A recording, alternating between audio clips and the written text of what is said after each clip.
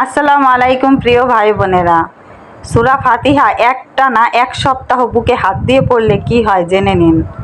সূরা ফাতিহা পড়ার আগে 3 বার দুরূদ শরীফ পাঠ করবেন, দুরূদে ইব্রাহিম। এরপর ইস্তেগফার 3 বার পাঠ করবেন।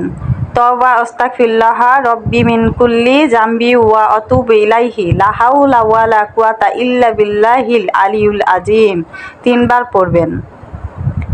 এরপর বুকে হাত দিয়ে একবার সূরা ফাতিহা পাঠ করবেন।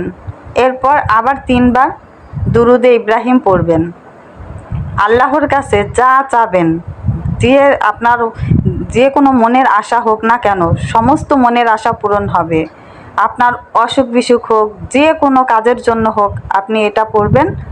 ইনশাল্লাহ 1 সপ্তাহের মধ্যে আপনি ফলাফল পাবেন। যে কোনো মনের আশা, যে কোনো অসুখ বিসুখ, সব কিছুর ক্ষেত্রে আপনার আল্লাহ তাআলা সমান প্রতিদান দিবেন। সুবহানাল্লাহ।